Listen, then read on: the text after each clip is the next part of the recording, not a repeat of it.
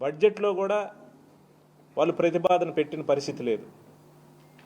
ఇవే కాదు, సూపర్ 6 తోటి ఈ రాష్ట్రంలో అన్ని వర్గాలని ఏ రకంగా మోసం చేశారో, వాళ్ళు ఇచ్చిన సూపర్ 6 హామీల్లో రైతులకు అండగా ఉండటానికి, రైతుల పక్షాన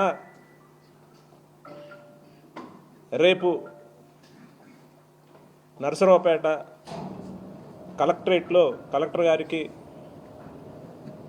మా నాయకులు అందరం కలిసి రేపు రైతుల పక్షాన ఒక వినతి పత్రాన్ని, మెమోరాండాన్ని ఇవ్వబోతా ఉన్నాం.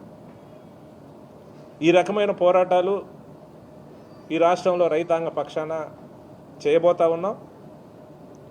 ఎందుకంటే గతంలో ఏదైతే పేద వర్గాలకి, ముఖ్యంగా అన్ని వర్గాలకు కూడా జగన్మోహన్ రెడ్డి గారు ఇచ్చిన మాట ప్రకారం 2,75,000 కోట్ల రూపాయలు సంక్షేమ కార్యక్రమాల రూపంలో ఇస్తే, ఈరోజు కనీసం ఎలక్షన్ 6 నెలలు అవుతా ఉంది, ఒక్కటంటే ఒక్కటి కూడా, ఒక్క హామీ కూడా అమలు చేయకుండా ఈరోజు వైఎస్ఆర్ పార్టీ కార్యకర్తల మీద, నాయకుల మీద అక్రమ కేసులు పెట్టి అందరినీ కూడా బెదిరించే కార్యక్రమం చేస్తూ ఉన్నారు. ఇది ప్రజలు చూస్తూ ఉన్నారు, ప్రజలు గమనిస్తూ ఉన్నారు. మా నాయకులు ఏ విధంగా ఇబ్బంది పెట్టినా మేము ప్రజల పక్షాన పోరాటం చేస్తాం. ప్రజలకు ఇచ్చిన హామీలు ఖచ్చితంగా ఈ కూటమి ప్రభుత్వం ఇచ్చేదాకా కూడా నిరసన కార్యక్రమాలు చేస్తాం. ఎప్పుడు కూడా ప్రజల పక్షాన ఉంటాం.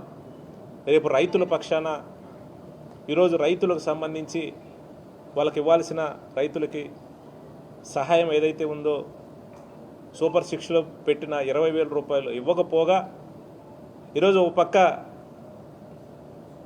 ధాన్యం కొనుగోలు చేసే పరిస్థితి లేదు. ఈరోజు అల్లాడుతూ ఉన్నారు.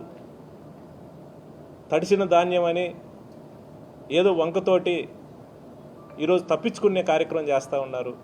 దయచేసి ఈ కూటమి ప్రభుత్వాన్ని కోరుతూ ఉన్నాను, మీరు ఏదైతే హామీ ఇచ్చారో ఖచ్చితంగా అమలు చేయాల్సిన పరిస్థితి ఉంది. రేపు మేము అందరం కూడా కలిసి రైతుల పక్షాన, రైతులతో కలిసి కలెక్టర్ గారికి ఒక మెమోరాండం రూపంలో ఇచ్చేసి రైతుల పక్షాన ఇక నుంచి కూడా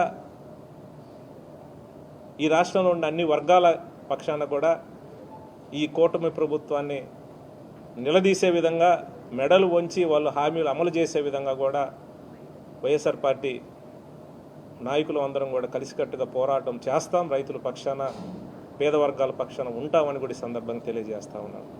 ఇప్పటికైనా ఈ కూటమి ప్రభుత్వం ఉన్న నాయకులు చంద్రబాబు నాయుడు గారికి వాళ్ళకి చెప్తా ఉన్నాం, మీరు వైఎస్ఆర్ పార్టీ కార్యకర్తల మీద, నాయకుల మీద అక్రమ కేసులు పెట్టి దాని మీద దృష్టి కాకుండా దయచేసి